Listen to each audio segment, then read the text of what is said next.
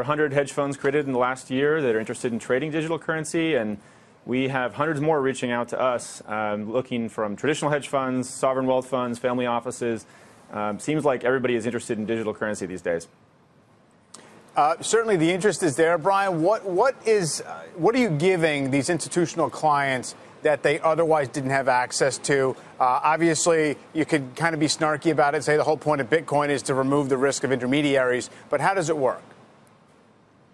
Yeah, well, Coinbase Custody is seeking to become the first qualified custodian for institutions that are looking to store digital currency. And so what that means is they need a secure, compliant way to store funds on behalf of their LPs if they're going to start investing in this space. And from what we've seen, there's probably about $10 billion of institutional money sitting on the sidelines waiting to flow into digital currency. And the main thing blocking it is just the existence of a qualified custodian like this. So that's what we're seeking to become with our Coinbase Custody product. And where, Brian, I mean, is Bitcoin the one that for you guys has the most interest? Is it Ethereum? You know, what's the demand like out there?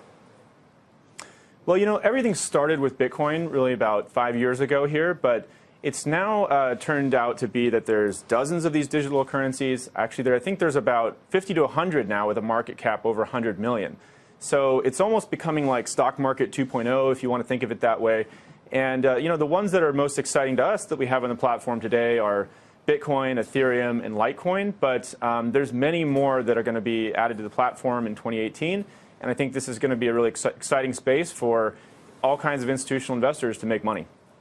So if the SEC cracks down, and we know already in China they've cracked down on initial coin offerings and so forth, what happens for you guys? Does that represent a material risk that you could be involved, you know, cast judgment upon for helping facilitate all of this, or would it simply be a business risk because then people wouldn't have as much demand to store these?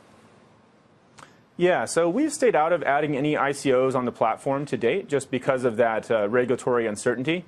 And I do think there's a good chance that some percentage of those ICOs will end up being considered securities.